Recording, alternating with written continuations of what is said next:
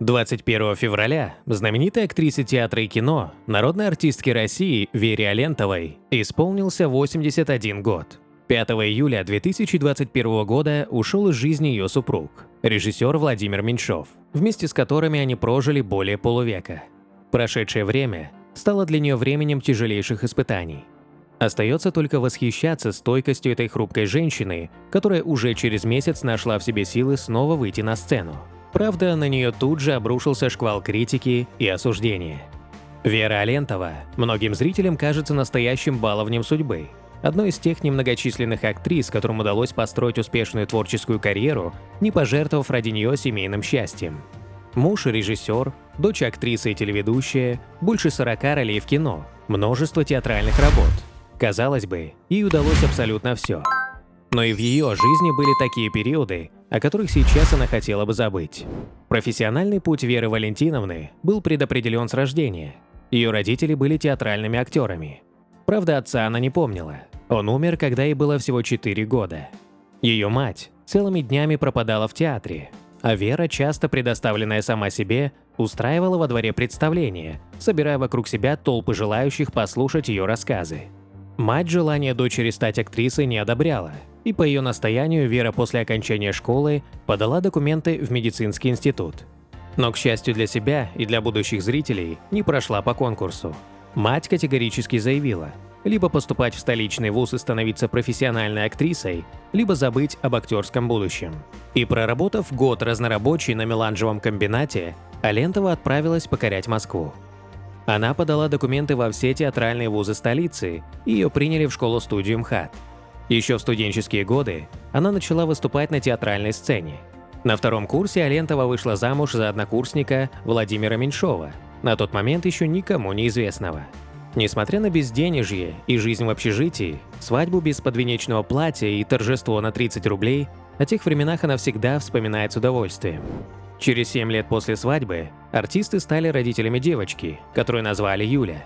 Супруги продолжали скитаться по общежитиям, часто жили врозь из-за гастролей, съемок. Стали накапливаться обиды, усталость, взаимные претензии. Наконец, театр имени Пушкина выделил семье двухкомнатную квартиру. Казалось, жизнь супругов должна была наладиться, однако они, окончательно разочаровавшись друг в друге, приняли решение расстаться.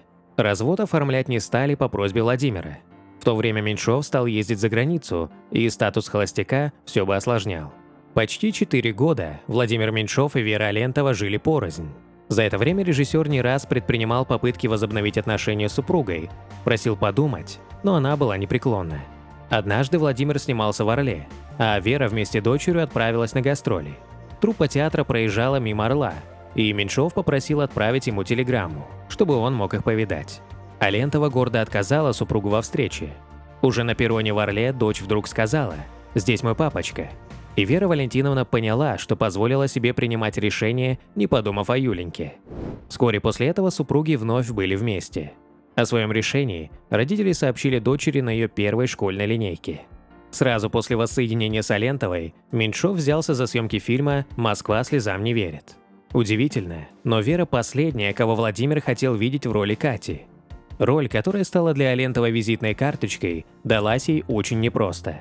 Меньшов не только не делал ей никаких поблажек, но и предъявлял повышенные требования. Он срывался на ней по каждому поводу. Не хотел, чтобы думали, что Вера получила главную роль по блату. Тем более, что это было не так, и Вера победила в честном конкурсе. Владимиру Валентиновичу казалось, что она все делает плохо. Выяснения отношений продолжались и в машине по дороге домой, и в квартире. Но результат превзошел все ожидания. В 1981 году Веру Алентову признали лучшей актрисой года в СССР, а фильм получил «Оскар». Но даже после всесоюзного признания своего успеха Алентова не дождалась комплиментов от супруга. Только спустя годы он признал ее талант. Да и то был очень скуп в похвалах, сказав только о том, что она хорошо играет эту роль. Алентова и Меньшов прожили вместе почти 58 лет и привыкли все беды и радости делить пополам. И заболели они тоже одновременно. Вот только актриса сразу согласилась на госпитализацию, а режиссер еще несколько дней боролся с болезнью дома. А в конце июня 2021 все же попал в больницу с двухсторонней пневмонией и 3-й стадией дыхательной недостаточности. К сожалению, все усилия медиков оказались тщетными. Первой о том, что Владимира Меньшова больше нет, узнала его дочь. Юлии Меньшовой позвонили в 6 утра из больницы. Первое, о чем она подумала, как об этом сказать матери. Вера Алентова сама на тот момент находилась в больнице, и Юлия очень переживала за ее состояние.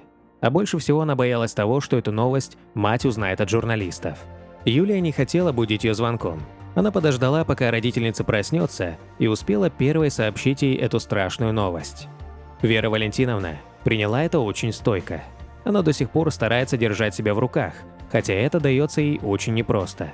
Они с дочерью не позволяют себе показывать друг другу слезы и стараются дома не говорить на эту тему. Спасением для актрисы стала работа. Едва оправившись после болезни, Алентова вернулась в театр. Уже в августе она решила снова выйти на сцену в запланированных спектаклях в Московском драматическом театре имени Пушкина. Но реакция публики была неоднозначной. В социальных сетях на вдову режиссера обрушилась волна критики.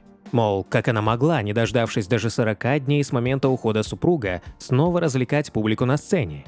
Ее призывали соблюсти траур, вместо того, чтобы оказать актрисе поддержку. Тогда за нее выступили ее друзья и коллеги. Художник Никос Сафронов обратился к публике и призвал остановить травлю в соцсетях. Работа – это спасательный круг для нее. Когда в дом актера приходит беда, он не может оставаться без работы. Именно искусство спасает таких людей от всех бед и неприятностей. Дает возможность на время забыть свою боль, помогает выкарабкаться из горя, а не тонуть в нем, забыв про жизнь, про близких, про свое дело. Наоборот, сейчас все должны говорить Вере: «Иди играй, работай, отвлекайся, выкарабкивайся из своей беды, живи дальше». Я думаю, что Володя и сказал бы так же, заявил Сафронов. Алентова все же вышла на сцену и блестяще справилась со своей ролью, еще раз доказав зрителям, что ее не зря называют легендой.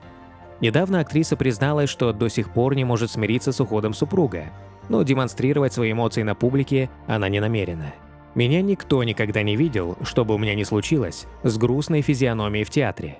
Я вышла на открытие сезона играть спектакли, когда Володи не стало. И играла все спектакли, и комедийные в том числе. Ах, как она могла, 40 дней не прошло. Да, не прошло. А я вышла играть спектакли, потому что я должна. Я не могу подвести театр и сказать: «Вы знаете, у меня не прошло 40 дней», — сказала Алентова. Ее обвиняли в черствости, но лучше всего о ее настоящих чувствах к ушедшему супругу говорит тот факт, что актриса не только не стала корить своих недоброжелателей, но вместо этого призналась им в любви. «Я их за это очень любила, за то, что они меня осуждали, потому что это была абсолютно искренняя любовь к Володе. Отношение публики к режиссеру для нее намного более важно и ценно, чем отношение к ней самой».